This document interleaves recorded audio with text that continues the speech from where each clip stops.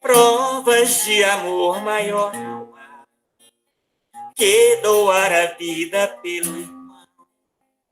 Provas de amor maior não há que doar a vida pelo irmão. O Evangelho de Jesus nos ensina a perdoar.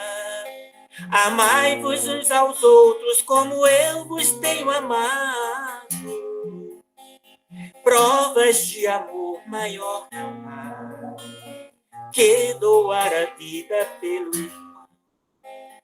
Provas de amor maior não há que doar a vida pelo irmão. Jesus nos ensinou a amar os nossos inimigos. Amai-vos uns aos outros como eu vos tenho amado. Provas de amor maior não há que doar a vida pelo irmão. Provas de amor maior não há que doar a vida pelo irmão. Eis que eu vos dou o meu novo mandamento. Amai-vos uns aos outros como eu vos tenho amado. Provas de amor maior não há que doar a vida pelo irmão. Provas de amor maior não há que doar a vida pelo irmão.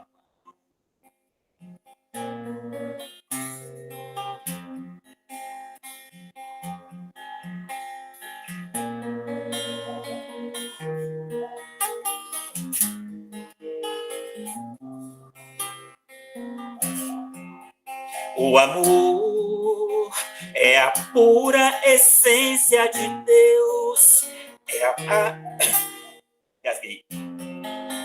O amor é a pura essência de Deus. É a água. E a música.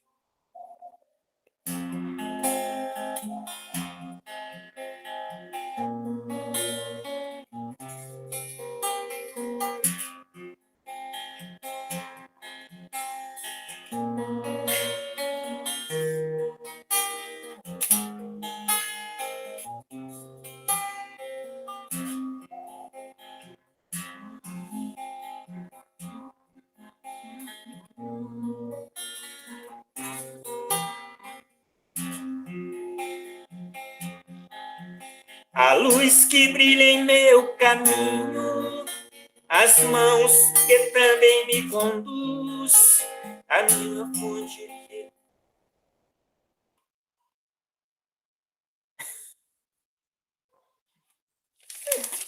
Desgrava aí.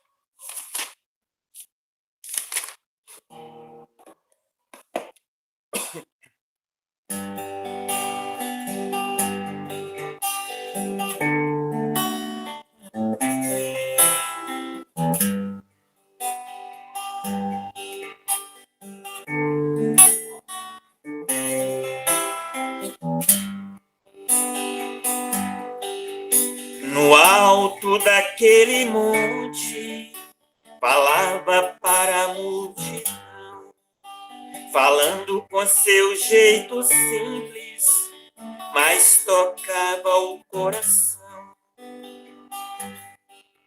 Surgiu a noite tão bonita e o céu azul todo estrelado, a multidão atenta ouvia aquele ser iluminado. A sua voz doce e singela fez o povo adormecer. Naquela noite tão bonita, curas fez acontecer. Naquela noite tão bonita, curas fez acontecer. Naquela noite tão bonita, brilhou uma grande luz. Do alto daquele monte, falava o Mestre Jesus. Do alto daquele monte, falava o Mestre Jesus. Surgiu a noite tão bonita e o céu azul todo estrelado. A multidão atenta ouvia aquele ser iluminado.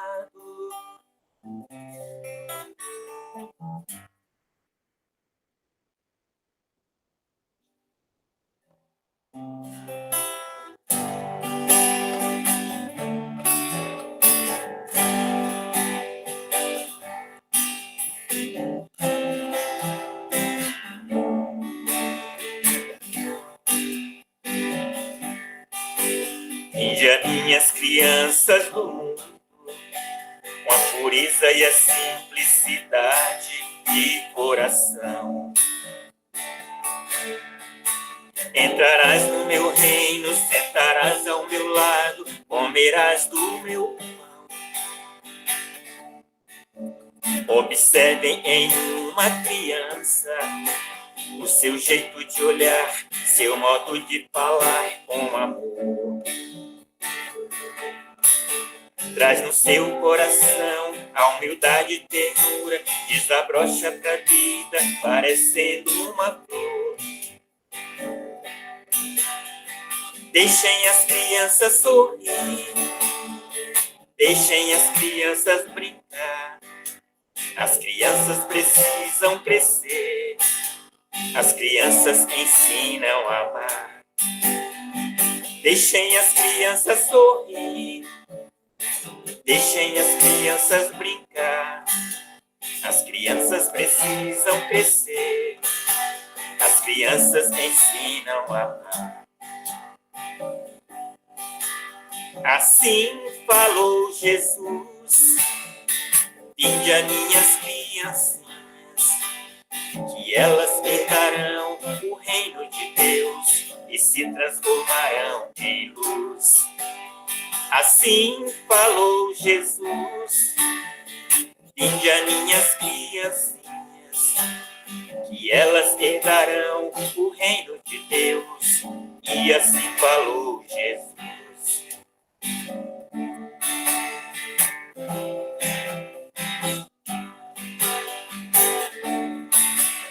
Assim falou Jesus: vinde a minhas criancinhas, que elas herdarão o reino de Deus e se transformarão em luz. Assim falou Jesus: vinde a minhas criancinhas, que elas herdarão o reino de Deus. E assim falou Jesus.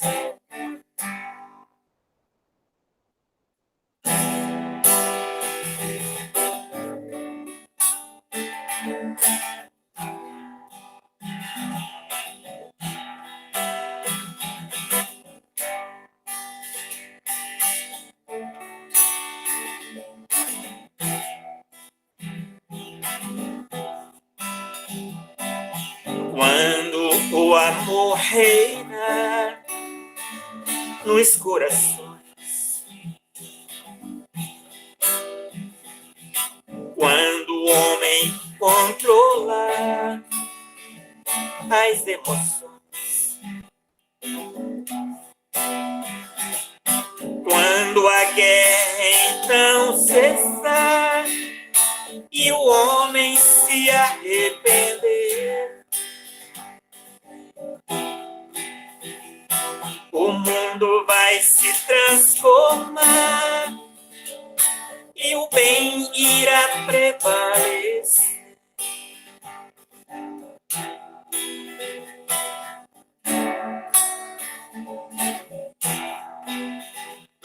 A tempestade vai passar e o mundo verá a luz. A paz então irá reinar, como prometeu Jesus.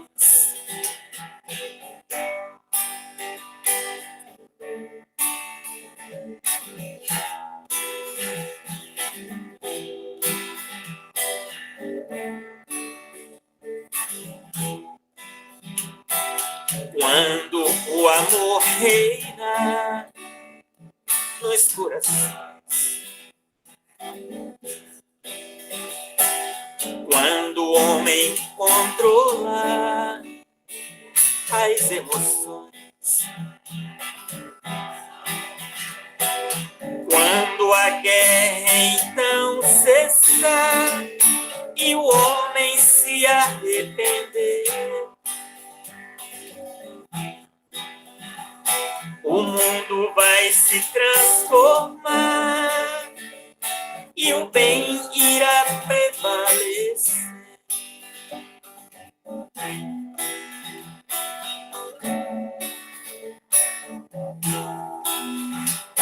A tempestade vai passar e o mundo verá a luz. A paz então irá reinar, como prometeu Jesus.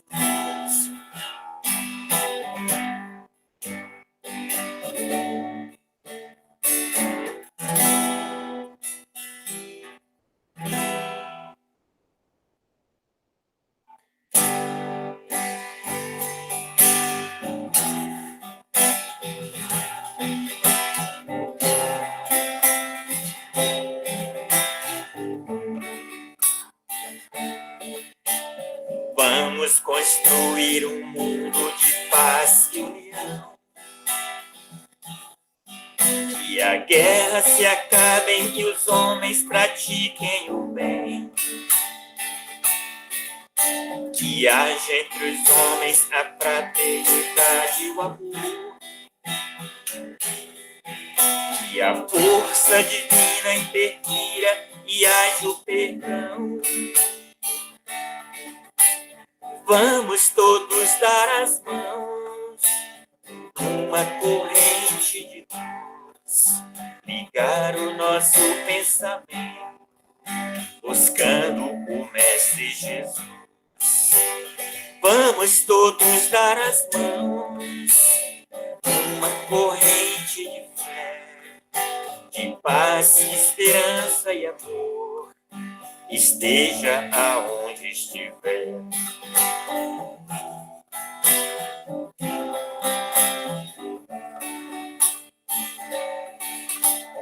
Vamos construir um mundo de paz e união,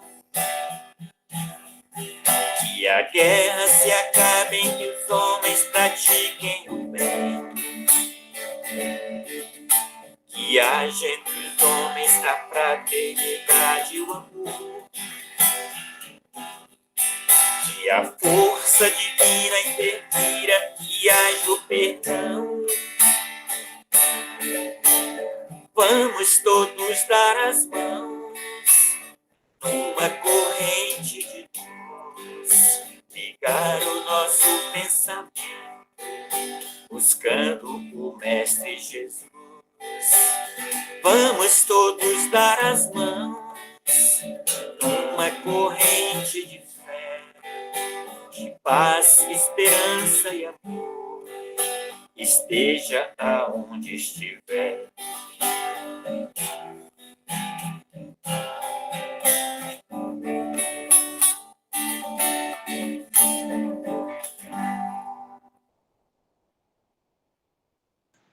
Nossa gratidão, Toninho. Deus abençoe. Deus abençoe. Boa noite a todos. Sejamos todos nós bem-vindos à Fraternidade Espírita Jesus de Nazaré, aqui de Bernadas, Rio Manso, Minas Gerais. Nós vamos estar fazendo aqui uma leitura do livro Tuas Mãos, João Nunes Maia, pelo Espírito Carlos. Fé. Confia ao Senhor as tuas obras e os teus desígnios serão estabelecidos. Provérbios 16:3. A nossa confiança em Deus não pode faltar em quaisquer circunstâncias da vida, pois ela é que nos assegura a verdadeira consciência. E se ainda duvidas por momentos, não esmoreça por isso. Existem em ti recursos para que possa recuperar a fé. Esperar no Senhor não é cruzar os braços, mas trabalhar com esperança para a conquista dos ideais que enobrecem a existência. E quem opere com alegria e amor sente o ambiente da certeza que está sendo envolvido pelas mãos do bem. Os desígnios de Deus não serão compreendidos pelos homens sem os princípios da fé. Vamos agradecer a Deus pelo dia que nós tivemos, pela noite que inicia, por esse momento de estudo e reflexão que o nosso irmão David Gabriel vai trazer para falar sobre renúncia. Então, a nossa gratidão a Deus, que é o nosso Pai, o nosso Papai. A nossa gratidão a Jesus, o nosso irmão maior, o amor de nossas vidas. Ele veio até a terra e se fez o evangelho vivo, nos ensinando o caminho, a verdade e a vida. Então, gratidão, Jesus. Gratidão à espiritualidade amiga, ao nosso anjo da guarda, aos nossos mentores, ao mentor aqui da Fraternidade Espírita, Jesus de Nazaré. Que nesse momento as nossas vibrações, esse nosso pensamento no bem, possa estar indo de encontro a Deus, a Jesus, e estar a espiritualidade amiga do lado do nosso irmão David Gabriel, o intuindo para que ele possa trazer para a gente bastante esclarecimento. E do nosso lado, abrindo os nossos corações para que possamos verdadeiramente compreender. E essas nossas vibrações também possam estar indo de encontro a todos os nossos irmãos que estão nas penitenciárias, nos asilos, nas creches, nos orfanatos, em leito de dor, em hospitais, às vezes com pensamento não bacana. Que cada um se sinta reconfortado, receba essa gotinha de alento que vem de Deus. Então, Senhor, nós te agradecemos e te pedimos para que possamos iniciar os estudos da noite de hoje. Que Deus nos abençoe. Que assim seja. Amém. David, seja bem-vindo. Nossa gratidão. Deus abençoe. Boa noite a todos. Obrigado pelo convite. Obrigado mais uma vez. Fazer parte do grupo Jesus de Nazaré, Fraternidade Espírita Jesus de Nazaré. Para mim é sempre uma alegria, para poder fazer um estudo e partilhar com vocês um pouco essas leituras que nós temos realizado, a instrução da espiritualidade, para que possamos aqui refletir um pouco. São reflexões simples, com conteúdo que eu acho que, como foi Jesus, um conteúdo que é muito denso. E Jesus, com a sua simplicidade, ele trouxe um alimento para todos nós que é muito nutritivo. Para todos nós que somos espíritos aí milenares, encarnados, tendo mais uma oportunidade nessa jornada terrena. Então, saber aproveitar essa oportunidade, saber recolher em cada instante da nossa vida, não só nesses momentos que nos reunimos para fazer a prece, para a oração, para os estudos, nos grupos espíritas, mas, acima de tudo, em todos os instantes.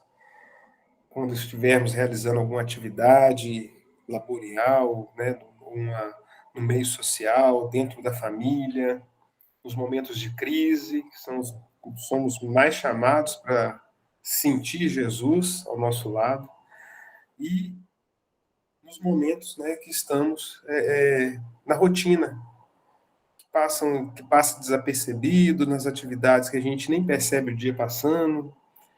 Então, ter gratidão por esses momentos, lembrar de Jesus ao nosso lado nesses momentos, lembrar de seus ensinamentos, faz com que a gente consiga ter uma visão mais clara da oportunidade terrena. Nesses dias nós temos feito alguns estudos e eu acho que o recado da espiritualidade sempre vem nos chamando para não enxergar a encarnação daqui para lá, mas enxergar a nossa reencarnação do plano espiritual para o plano terreno, se vendo como um espírito nessa jornada que recebeu mais uma oportunidade com um corpo físico. Então, a gratidão a vocês, Ademir, à fraternidade.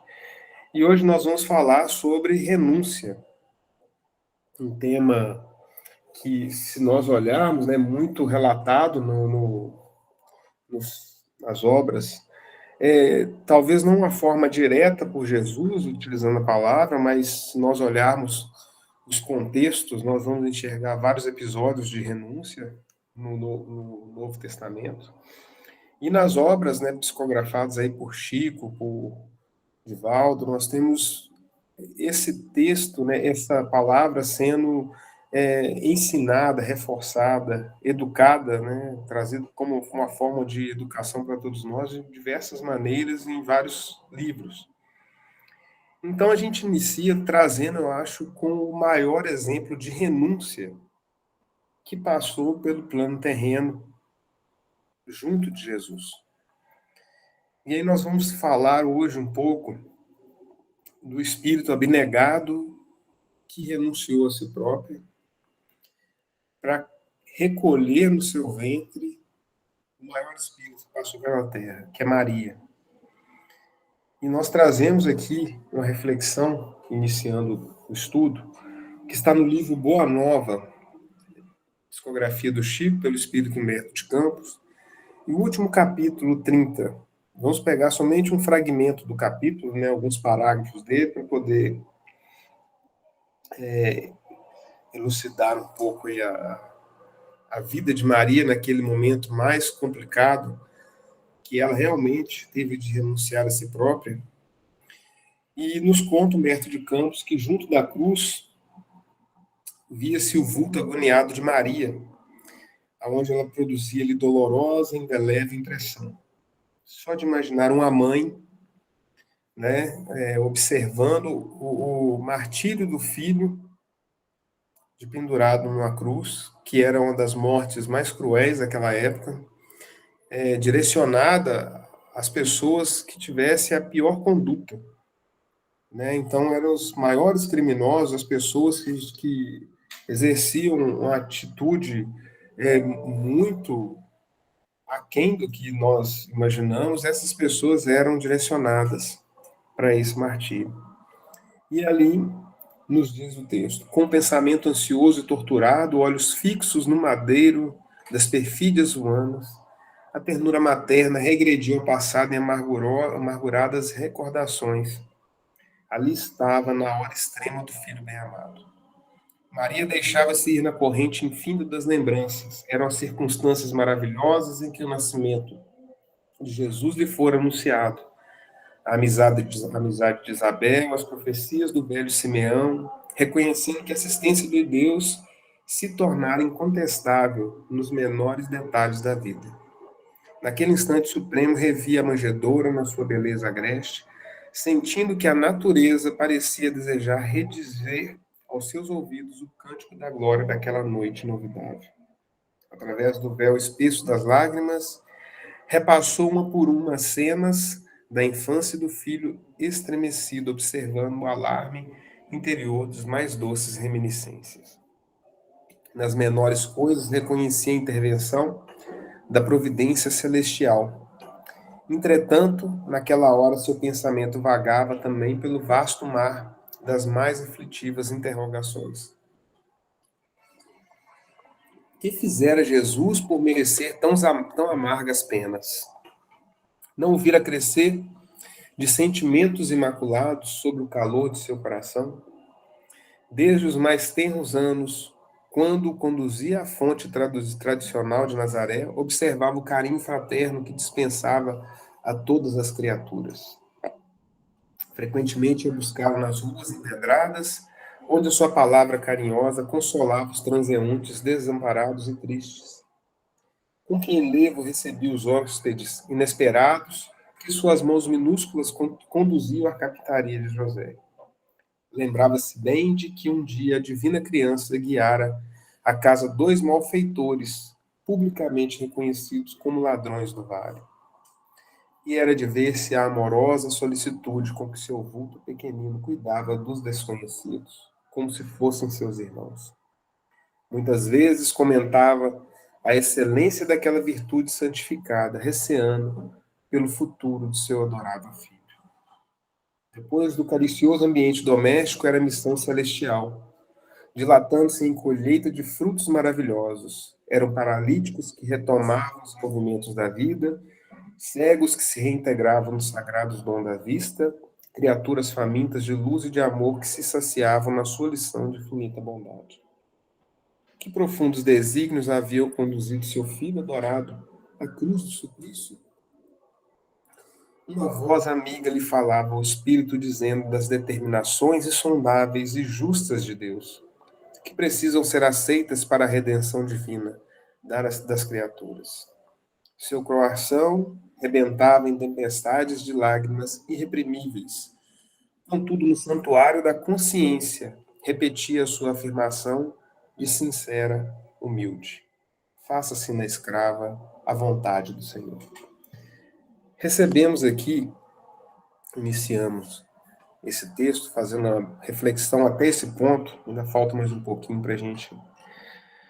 Mas aqui a gente observa que Maria passava por esses momentos onde ela recordava todo aquele período onde Jesus fora chamado para iniciar sua tarefa na terra, aonde ele, na infância, recolhia as pessoas com carinho. Então, a sua missão já havia iniciado desde a sua infância, mesmo que nós não temos isso relatado nos evangelhos. Então, aqui a gente talvez tire uma das dúvidas, né, do que se passou entre o período do seu nascimento até a fase adulta, onde ele inicia sua tarefa. Nós sabemos aqui de antemão, então, que Jesus ele realizava, talvez não com tamanha abrangência, mas já acolhia de uma maneira sublime, enriquecendo o coração da mãe de orgulho, mesmo ela sabendo que no futuro talvez algo estivesse prometido para ele, que fosse talvez até muito perigoso. E aí ela questionava diante do suplício da cruz, que havia conduzido o seu filho dourado até ali. E ela recolhia no coração, então, quando nós rogamos, aqui um exemplo da dor que muitas das vezes nós passamos, aonde a gente não consegue encontrar respostas para os nossos suplícios. Nós encontramos, se tivermos abertura para isso, entregues totalmente a Deus, nós encontramos em nosso coração a voz sublime que vai nos chamar e dizer: aguarde e confie, está tudo nos desígnios de Deus. E é o que ela vai ouvir ao seu, né, a voz amiga que lhe falava ao Espírito, dizendo das determinações insondáveis e justas de Deus. Era um programa divino, não era um programa para ela. Então ali, por mais que ela rogasse, Jesus não seria retirado da cruz, e nada daquilo talvez ela imaginasse, algo de extraordinário pudesse surgir, diversos anjos para salvá-lo dali, né? Por mais que nós sabemos que pelo seu coração sublime ela não desejaria o mal para os romanos, aqueles que estivessem fazendo aquilo com Jesus, mas ela só não queria que o mal acontecesse com seu filho.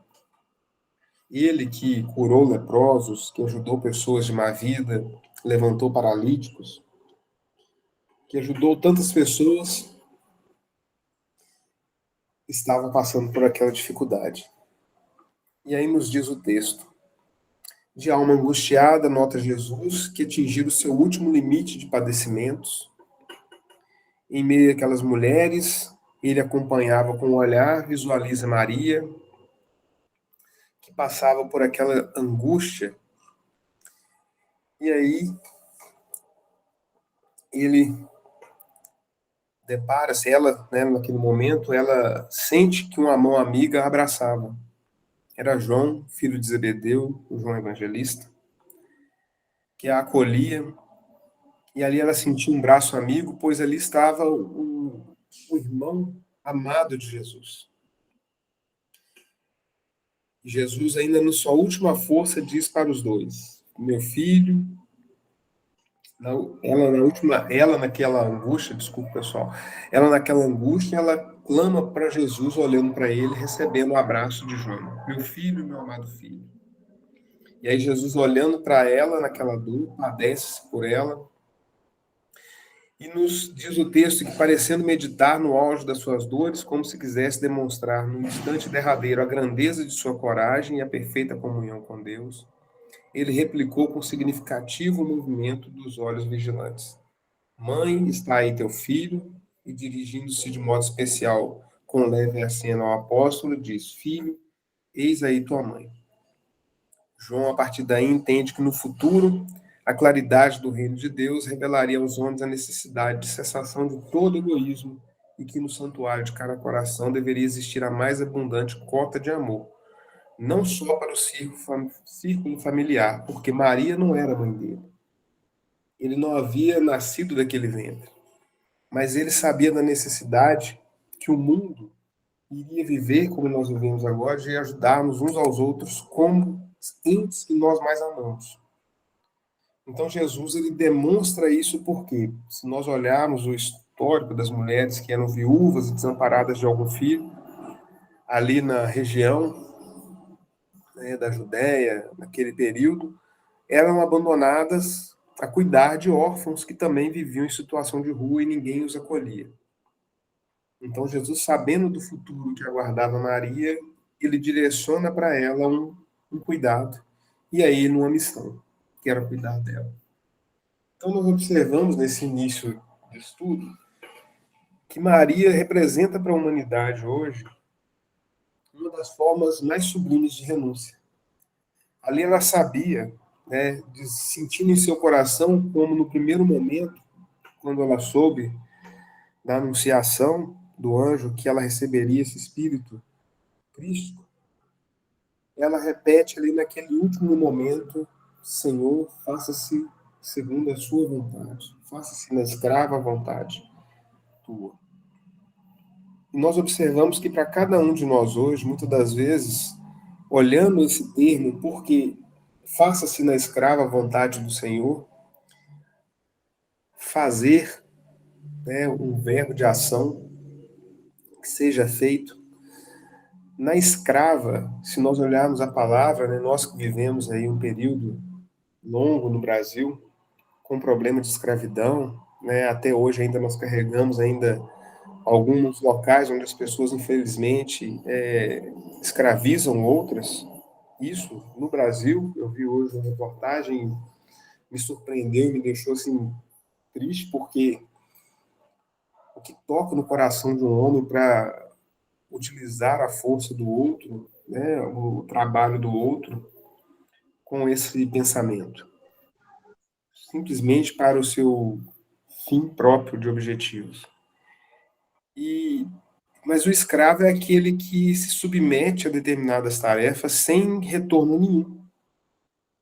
Ele vai dormir e acordar simplesmente para cumprir uma tarefa, um objetivo que não pertence ao desenvolvimento dele, ao crescimento dele. Depende para o crescimento do outro. Mas aqui, quando nós observamos a vontade de Deus em nossa vida, como escravos aqui, quem cresce somos nós. Quando Maria nos diz isso, faça-se na escrava a vontade do Senhor, ela vem nos dizer dessa capacidade que nós, como espíritos encarnados, temos de evoluir. Então nós começamos a enxergar nessa mulher, nesse espírito, o potencial que todos nós temos diante das nossas dores. Mas como que nós vamos proceder diante disso? Aí, nada mais sustentaria Maria naquele momento se não fosse a fé. A certeza de que a missão de Jesus na Terra estaria terminando e o que ele estava passando naquele instante, quando a sua cabeça tomba e ali é chegado o fim, a gente pode imaginar que ela realmente estava sentindo essa força do alto a sustentando. A esperança de uma luz no futuro que iria clarear, talvez séculos à frente, sem que ela conseguisse alcançar o seu pensamento para esse entendimento. Assim como nós hoje estamos aqui estudando, estamos aqui buscando conhecimento, assim como nós buscamos nas nossas leituras diárias, nos grupos espíritas, no atendimento fraterno ou na tarefa que nós realizamos, buscamos fazer algo de bom para o outro, quem ganha nesse momento somos nós, mas nós estamos colocando em nossa conta bancária espiritual um investimento que vai frutificar, vai florescer e frutificar para encarnações que virão à frente. Muitas das vezes nós fazemos isso sem perceber. Quando acolhemos, às vezes, pessoas que são importantes para a nossa encarnação. Quando nós vamos lá e ajudamos alguém, quando nós reparamos débitos com espíritos mesmo, que são importantes para a nossa encarnação. Então, quando nós observamos a nossa jornada hoje e se aceitamos com resignação, como fez Maria, somente a fé pode nos sustentar nesse momento. E a esperança no porvir, que é a filha da fé. Mas para falar de fé, né, para entender renúncia, nós temos que entender o que vai nos sustentar para a gente passar essa situação de renúncia, e aí é a fé.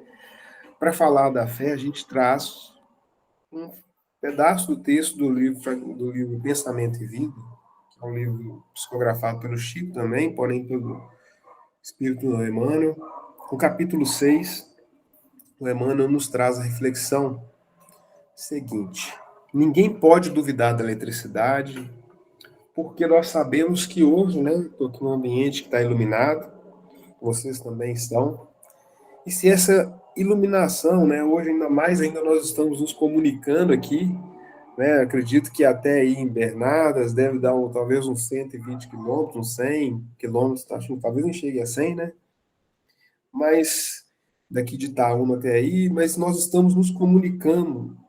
E quem duvida, né, o Emmanuel vem falar da eletricidade, porque nesse texto aqui, se eu não me engano, é da década de 50, era o que tinha de mais extraordinário. Mas hoje nós estamos falando da internet. Quem duvida da internet? Nós aqui, nós não podemos duvidar dela. Nós estamos fazendo uso dela para nos comunicar. Mas nós não vemos a internet. Eu estou utilizando aqui a câmera pelo telefone e o aparelho de internet está a 3/4 daqui. Eu não vejo a energia, essa onda da internet chegando até meu telefone. Eu sei que ele está com sinal do Wi-Fi. E assim, como que eu tenho certeza que a internet existe? É um exemplo que o Emmanuel dá. Ninguém pode duvidar da eletricidade, mas para que a lâmpada nos ilumine o aposento, recorremos a fios condutores que lhe transportam a força, desde a aparelhagem da usina distante até o recesso de nossa casa. Aqui ele falava da usina hidrelétrica para energia elétrica. Agora, olha o quanto que nós avançamos. Para utilizar a internet, e usina hidrelétrica, nós estamos falando de Furnas, um exemplo, que está aqui de Itaúna, por exemplo, 200 quilômetros, aí de vocês 300 quilômetros, 300, 400 quilômetros.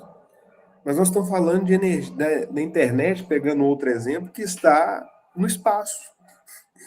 Ela está na estratosfera, ela está fora do campo da Terra. Um satélite está fazendo com que essa imagem percorra até vocês online, vai daqui até lá e chega até vocês. Ninguém duvida disso. Mas nós estamos vivenciando isso. Então, aqui, por esses dois exemplos, né, ele vai falar da fotografia, mas eu acho que o exemplo da eletricidade, da internet, já dá uma clareza para a gente. O Emmanuel traz o seguinte questionamento: como podemos exprimir a fé? Nós sabemos que a fé existe, mas como nós podemos provar que a fé em nós ela está fortalecida? Ele fala para a gente o seguinte, que uma fé ela não encontra uma definição no vocabulário, mas ela é a força que nasce com a própria alma. É a força que nasce com a própria alma. É a certeza instintiva na sabedoria de Deus, que é a sabedoria da própria vida. É a força que nasce com a própria alma, é a certeza da sabedoria de Deus, que é a sabedoria da própria vida, porque nós estamos em Deus e Deus está em nós. Palpita em todos os seres, vibra em todas as coisas, mostra-se no cristal fraturado que se recompõe, humilde, e revela-se na árvore decepada que se refaz gradativamente. entregando-se às leis de renovação que abarcam a natureza. Então, a fé, ela surge em todos os âmbitos que nós observamos. Desde a mulher grávida que anseia pela chegada do filho, até a árvore que é podada na esperança de que ela dê mais frutos. Então, para todos os seres, nós conseguimos enxergar isso. E o Emmanuel nos fala para a gente o seguinte: o bem eterno é a mesma luz para todos. Imaginemos o sol. Se nós recebemos o sol hoje, essa claridade que nos alcança, o bem que provém dos planos espirituais, né, quando nós observamos essa pacificação que eu acredito todos estão sentindo agora, esse sentimento de tranquilidade que nós estamos observando, nessa sintonia que nos aproxima, nós começamos a perceber que há uma força que nos conduz, há uma força que nos orienta, muitas das vezes, quando nós estamos em situações angustiosas. E essa força só pode nos auxiliar se nós dermos portas abertas para que ela chegue até nós. Nos diz Emmanuel que o bem eterno é a mesma luz para todos, mas concentrando-lhe a força em nós por intermédio da positiva segurança íntima, de certo, com mais eficiência lhe retrataremos a glória. Só alcançamos esse bem maior, que é a fé, quando nós abrimos dentro de nós a oportunidade de receber ele. Quando nós nos fazemos escravos do Senhor, assim como Maria fez. Observando o exemplo de Maria, é abdicar de si próprio, compreendendo que se a vontade de Deus naquele momento parece para todos nós às vezes uma tragédia, ali está talvez a conquista que o espírito necessita para poder evoluir, para poder progredir. E aí nos fala: sustentemos o coração nas águas vivas do bem inexaurível. Procuremos a boa parte das criaturas, das coisas e dos sucessos que nos cruzem ali de cotidiano. Teremos assim o espelho da nossa mente voltado para o bem, incorporando-lhe os tesouros eternos e a felicidade que nasce da fé, generosa e operante, libertando-nos dos grilhões de todo mal, de vez que o bem constante e puro terá encontrado em nós seguro refletor. Então, se nós temos hoje, carregamos alguma atitude que não é coerente com o bem, devemos buscar na fé a força para educar essa emoção, para educar muitas das vezes o sentimento que está atribulado e que nos faz sentir isso. Então é começar a observar dentro de si próprio como eu me vejo no dia a dia. É fazer como Santo Agostinho vai dizer no Livro dos Espíritos, uma reflexão que ele fazia diária à noite, repassando todo dia se havia feito todo o bem que podia a alguma pessoa e se havia deixado alguém feito algum mal, que ele buscasse ali uma forma de reparar esse mal. Então aqui nós temos a orientação do Emmanuel, quando ele nos diz, para libertarmos desses grilhões, dessas algemas do mal, é necessário que a gente busque essa fé, que ela é generosa, mas é operante, que ela é constante e pura, porque aí o bem encontra em nós um ambiente seguro. Aí nós conseguimos assim afastar as sombras que muitas das vezes, milenares, né, que nós carregamos, nós vamos iluminando o nosso espírito, permitindo que as nuvens tenebrosas de sombras, de pensamentos ruins, eles vão se afastando. Existe um remédio seguro para isso? Aí eu recorro para o livro Instruções Psicofônicas. O capítulo 1, nós temos o título Renúncia, onde o Dr. Bezerra ele traz uma orientação que eu acho que assim, ela deve ser lida diariamente. Eu peguei alguns pontos dela também, porque é um texto muito bonito, vale depois vocês pesquisarem. É um texto de 11 de março de 1954. E o título não podia ser diferente ao que nós estamos tratando, Renúncia. E aqui Bezerra vem dizer: Aprendamos a ceder, recolhendo com Jesus a lição da renúncia, como ciência divina da paz. Então, se formos observar o exemplo que nós começamos, que é o de Maria, o que ela faz na primeira atitude dela é ceder. Ela cede ali o seu coração angustiado ao Pai, para que tudo aquilo que fosse feito com Jesus, que nela houvesse compreensão para aceitar. Sem a lamentação, sem a angústia, né? Sem a lamúria, as queixas, sem os julgamentos contra aquelas pessoas que estavam apontando contra ele os julgamentos. Ela só queria o bem maior para ele. E é uma dificuldade muito grande de todos nós encarnados hoje, que é conseguir observar aquele que erra, seja conosco ou seja com a sociedade, e não apontarmos para eles os nossos verbos, que entram muitas das vezes ferindo. Vão alcançar essas pessoas, mas antes de alcançar essas pessoas, sai de dentro de nós, sujando o nosso canal de comunicação. E aí a gente, né, se for parar para pensar, pô, mas eu não consigo ter palavra bonita com ninguém, eu não consigo ajudar ninguém com um conselho bom, eu não consigo ter pensamentos puros, né, quando deveria ter. Mas a espiritualidade realmente em nós irá encontrar dificuldade todas as vezes que nós não cedermos às nossas emoções, os nossos sentidos, né? É ter um olhar para o próximo e não enxergar nele somente o mal. É estar com o ouvido atento, mas não deixar que armazenem os nossos ouvidos aquilo de ruim que as pessoas estão dizendo, é fugir desses diálogos, é não utilizar a palavra para alimentar o mal com o outro, talvez que esteja realizando. Então, aprendamos a ceder, recolhendo com Jesus a lição da renúncia como ciência divina da paz. Ele nos fala: a caridade maior será sempre a da própria renunciação, que saiba ceder de si mesmo para que a liberdade, a alegria, a confiança e o otimismo e a fé no próximo não sofram prejuízo de qualquer procedência. A gente conseguir renunciar de si mesmo, cedendo para que a liberdade, para que a alegria, para que a confiança e o otimismo e a fé no próximo não sofram prejuízo, nós começamos a abdicar de nós mesmos. E como que a gente faz isso?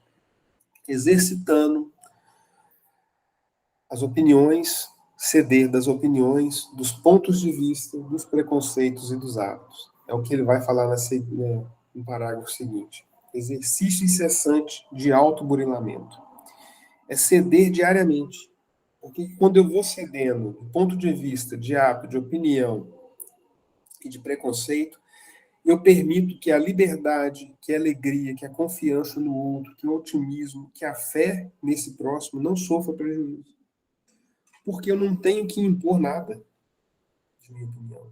Os meus hábitos continuarão, mesmo que o outro, às vezes, interfira no meio dele, o que me vale dar uma curva naquele hábito, naquele dia e seguir adiante.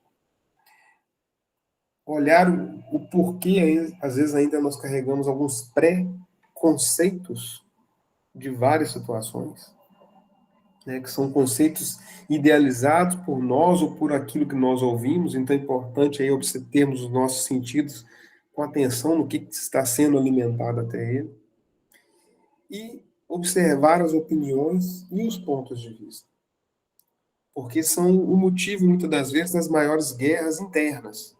Nós não estamos falando aqui de pacificar o mundo, mas se eu pacificar o meu lar, eu já estou num caminho importante. E aí ele fala, se nós pretendemos realmente assimilar com Jesus a nossa reforma no Evangelho, é incessante esse autoburilamento, esse exercício de autoburilamento. Mais à frente o Bezerra nos diz, é necessário esquecer para reviver. Aí recordamos Jesus quando nos fala, até Pedro pergunta, né, até quando perdoarei? Até 7 vezes? Não, até 70 vezes 7 vezes a cada falta que me for feita. Então, para cada atitude que tenha afetado meu coração, eu buscarei o perdão. Para cada atitude. Então, não é para o conjunto da obra. Então, esses 490 talvez se multiplicarão aí aos milhões. Mas na medida que eu vou cedendo, isso já não me importa mais. Então, na 100ª vez que eu estou perdoando pela mesma falta, eu já não importo mais. Aí eu entendo quando Jesus me diz: se te pedirem o manto, dê também a túnica. Se te pedir para andar 1 milha, caminho 2. Se te baterem uma face, dê a outra. Porque agora você não... E dar a outra é você... Né, às vezes as pessoas entendem pelo lado da violência, mas ele quis dizer de ceder da opinião, ceder do ponto de vista, ceder do hábito, ceder do preconceito. Eu estou dando outra face. Não me importa o que o outro está querendo. A importância da razão que ele vai sair ali feliz, comemorando, porque ganhou numa conversa. Mas quem ganhou para a vida eterna foi aquele outro que se renunciou a si próprio. Recordando também de um texto, de uma passagem de um texto, o livro se chama Viagem Espírita de 1862. É um livro com palestras feitas por Allan Kardec. Estão em textos, transcritas. Eu acredito que talvez ele deveria transcrever todas essas palestras que realizava nas casas espíritas antes de realizar ela. E aí elas formaram um livro, que chama Viagem Espírita de 1862, nas diversas cidades que ele trabalhava. Um livro fininho, vale a pena ler. E um desses textos, em uma cidade, ele comenta o seguinte: que se em 2 grupos houvessem dissensões, ele ficaria do lado daquele que estivesse mais caridade, independente se ele não fosse o correto. Porque aquele que tem mais caridade, ele tem a capacidade de ceder para que não haja uma guerra. Ele tem a capacidade de aceitar com mais humildade. Então aí fica uma observação para a gente. O Bezerra de Menezes vem nos trazer: é imprescindível o desapego de todas as posses precárias da estação carnal de luta. Desapegar disso tudo aqui que nós carregamos, as paixões que muitas vezes arrastam o nosso espírito para calamidades e nos paralisam o progresso. Não há liberação da consciência quando a consciência não se liberta. O que nos prende hoje? As emoções, medo, raiva, alegria, tristeza. Se elas nos entravam, como reconhecer nelas a capacidade de fazer com que elas não nos paralisem? É importante a gente buscar essa cura para o corpo espiritual para que possamos progredir enquanto encarnados. Não podemos perder essa oportunidade que a gente recebe hoje e é única e é maravilhosa. Essa, nesse momento agora, com tanta informação. Nunca a humanidade, essa humanidade que está agora, né, essa raça que está encarnada agora, teve uma chance tão maravilhosa, com tantas informações, com tanta oportunidade de retornar ao plano espiritual muito melhor do que veio.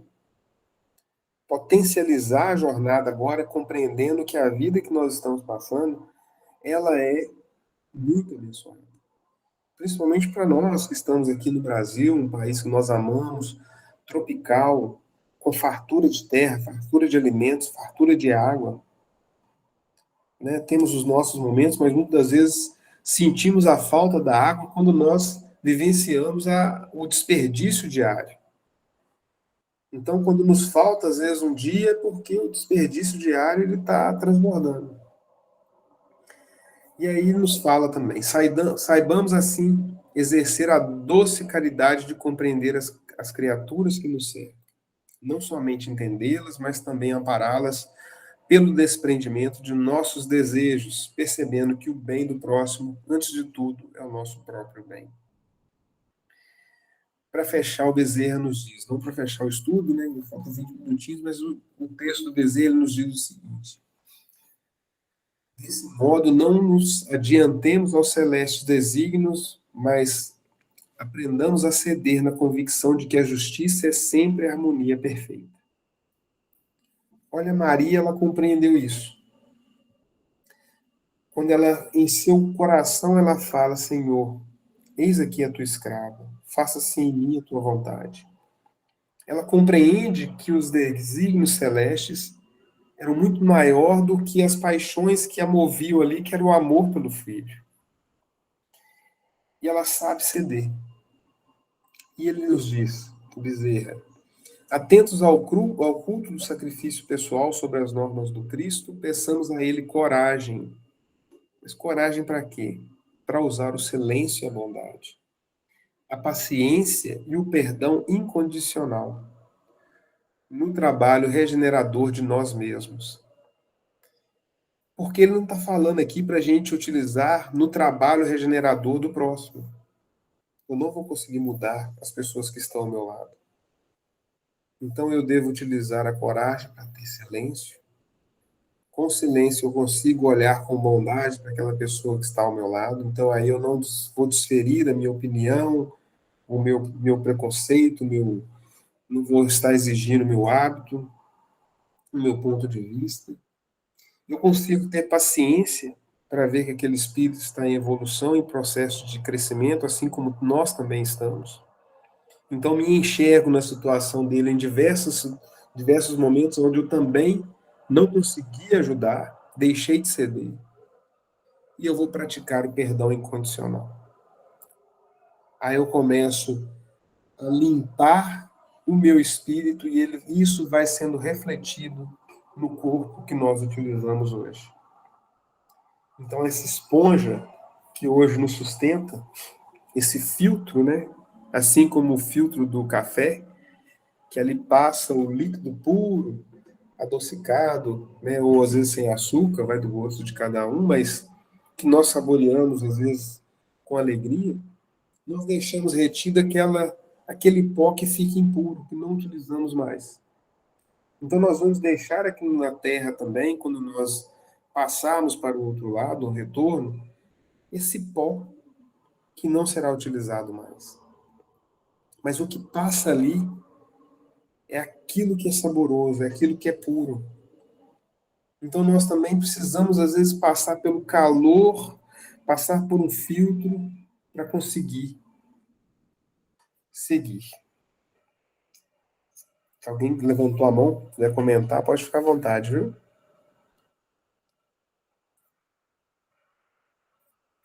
Não? Pode seguir? Acho que é Jaconias. Vamos lá. Se quiser interromper, fique à vontade. Aí nos diz o Bezerra. Irradiemos os recursos do amor através de quanto nos cruzem a senda, para que a nossa atitude se converta em testemunho do Cristo, distribuindo aos outros consolação, esperança, serenidade e fé. Como nós podemos distribuir consolação, esperança, serenidade e fé se nós não obtemos isso ainda? Aí nós voltamos lá no início. Então é preciso renunciar para que a gente possa receber isso em nós mesmos, para que eu aprenda a me consolar, para que eu tenha esperança no meu futuro, para que eu consiga ter mais serenidade diante das situações com a minha vida, para que a fé seja um pilar forte na minha jornada. E aí eu consigo observar no outro a oportunidade de ajudar. Eu me torno um farol. O Emmanuel nos traz, também no livro Caminho, Verdade e Vida, no capítulo 154, onde ele intitula Por Renunciar, complementando o texto do Bezerra, ele vem nos dizer: observemos, portanto, o que representa renunciar por amor ao Cristo, é perder as esperanças da terra conquistando-as do céu. Se os pais são incompreensíveis, se a companheira ou o companheiro é ingrato, se os irmãos parecem cruéis, é preciso renunciar à alegria de tê-los melhores ou perfeitos, unindo-nos ainda mais a eles todos, a fim de trabalhar no aperfeiçoamento com Jesus. Batendo de frente com opiniões, nós não conseguiremos nos unir a eles. saber aceitar o jeito das pessoas, daquele chefe que nos persegue, do colega de trabalho que não nos trata bem, daquele caminho que nós temos que percorrer diariamente no trânsito, onde todos os dias eu passo pela mesma dificuldade porque eu não consigo compreender a atitude das pessoas. Nos pergunta o Emmanuel, acaso não encontras compreensão no lar? Os amigos e irmãos são indiferentes e rudes? Permanece ao lado deles, mesmo assim esperando para mais tarde o júbilo de encontrar os que se afinam perfeitamente contigo. Somente desse modo renunciarás aos teus, fazendo-se deles todo bem por dedicação ao Mestre, e somente com semelhante renúncia alcançarás a vida eterna.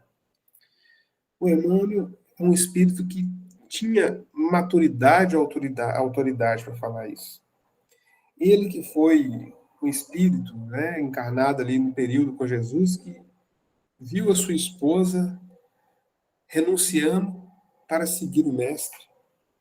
Ele que, quem leu aí 2000 anos, sabe que ele julga ela por traição, uma situação muito complicada, abandona ela, e ela vai o acolher em outras reencarnações, ela que ascende como um espírito de luz.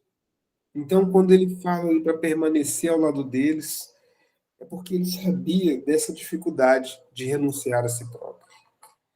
E para fechar aí agora o nosso estudo, trazendo algumas observações que estão no livro Leis Morais da Vida, psicografado pelo Divaldo, pelo espírito Joana de Ângeles. Aqui ele nos traz um alimento que é muito importante, ela nos traz um alimento que é muito importante para o nosso espírito, que vem falar da abnegação. Ela fala que a abnegação é a mais profunda do que a ação de solidariedade, pura e simples, mais nobre do que o gesto asceta do desprezo e indiferença pelo mundo, mais elevada do que o altruísmo no sentido sociológico. A abnegação é a oferenda do amor ao próximo que leva ao sacrifício, como forma inicial da caridade relevante. Ela nos traz alguns lembretes. A cessão de um bem que é preciso e que faça falta desde que constitua a alegria de outra pessoa. Deixarmos de algo que nós amamos, mas para que outra pessoa se sinta bem. Renunciar a si próprio, abnegar-se pelo próximo. A paciência e a doçura na atitude, com o esforço e sem acrimônia interna, na desincumbência de um grave mister dirigido às criaturas humanas. Dedicar-se a alguém com paciência, com doçura. Olhar o próximo diante de uma situação grave, sem julgá-lo, sem questionar por que ele chegou até ali. Né? O que muitas das vezes a gente não vê nos acidentes, as pessoas preocupadas em divulgar, em postar, ao invés de acolher, de socorrer, de chamar o socorro, de fazer uma prece.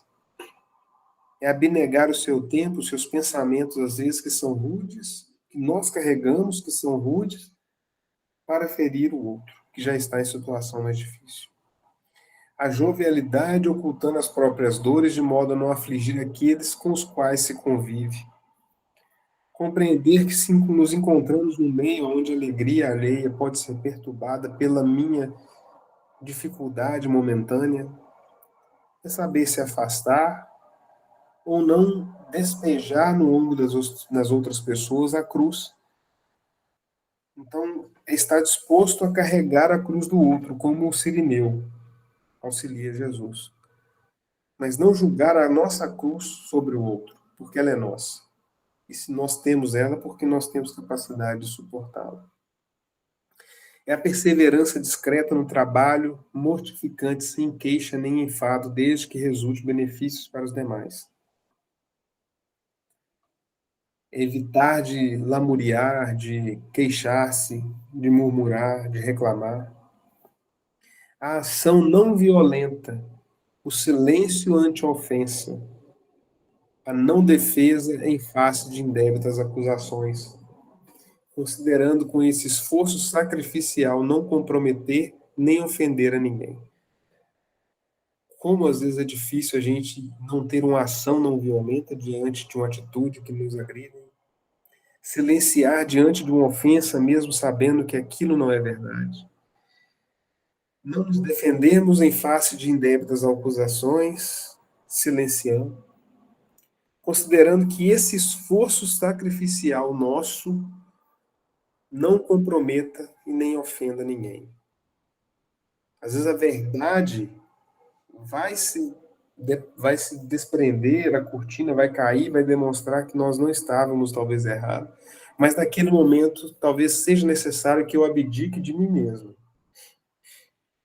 E nos diz ela, são expressões de renúncia ao amor próprio, dando lugar à abnegação, que ora escasseia entre as criaturas e, no entanto, é essencial para a construção do bem entre os homens da terra. A abnegação felicita quem a recebe, mas santifica quem a exercita. Abnegar-se ao próximo vai felicitar aquele que está recebendo, mas nós estaremos sendo santificados sem aguardar que as pessoas se ajoelhem em gratidão aos nossos pés.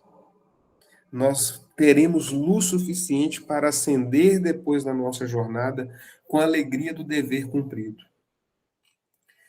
Ela nos diz, nesse sentido, o egoísmo é um entrave dos mais impeditivos para a consecução do sacrifício, porque o ser egoísta jamais ele vai silenciar. Diante de um esforço que te cabe brindar a alguém que sofre, não transfiras a oportunidade de ser abnegado, sob pretexto algum te poupes a operosa produção da felicidade se o cometimento te exige abnegação. Melhor ser o sacrificado pelo bem e pelo progresso dos seres do que o usufrutuário das coisas, no ato de espalhar o conforto moral, não entre tensas opiniões desairosas, ser autêntico no dever. O abnegado se desconhece. Ama com devotamento, e a flama do amor que lhe arde no íntimo raramente dá-lhe tempo para pensar primeiro em si. Porquanto os problemas e as dores de seus irmãos em humanidade têm para ele regime de prioridade. Recordamos aqui o ensinamento de Jesus, para finalizar, quando ele diz a João e a Maria, Maria, mãe, né, eis aí teu filho, filho, eis aí tua mãe. Então nós observamos que somos todos irmãos em humanidade, que a nossa renúncia sustentada na fé vai muitas das vezes ser promovida com a abnegação de nós mesmos, na vivência diária, para que o outro possa se sentir melhor, para que a gente não afete a alegria, a esperança, a coragem, a confiança de ninguém. Aí nós nos aproximamos dos espíritos superiores que vão encontrar em nós o canal ativo para fomentar o Evangelho na Terra, para distribuir o Evangelho na Terra com simplicidade, com exemplos, com atitudes, sem que as pessoas busquem em nós, às vezes, encontrar um texto falado, mas sim o Evangelho lido nas atitudes. Então, a gente fecha esse nosso estudo,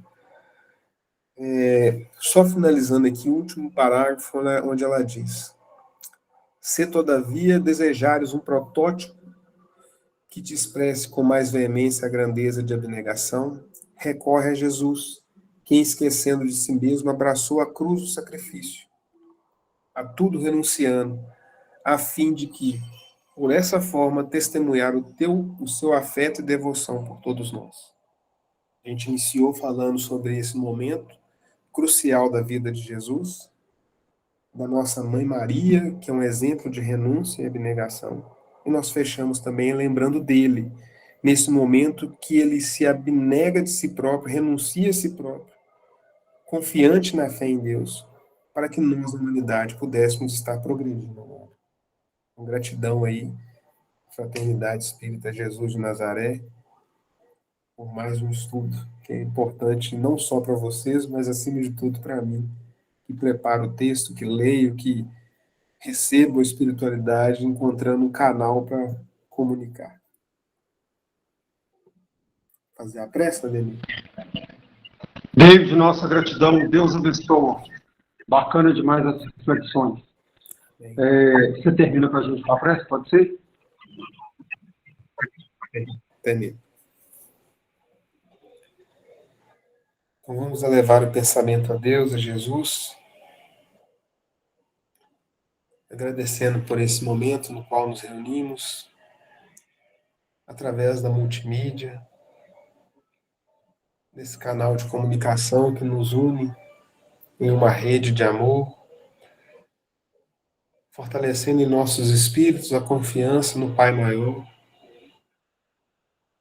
Rogamos humildemente que possa nos auxiliar nessa semana que seguirá, permitindo que possamos resplandecer em todos os momentos da vida dessa luz que está em todo o universo, que sustenta o nosso planeta e que muitas das vezes nós não alcançamos por deixarmos nosso coração perdido nas sombras.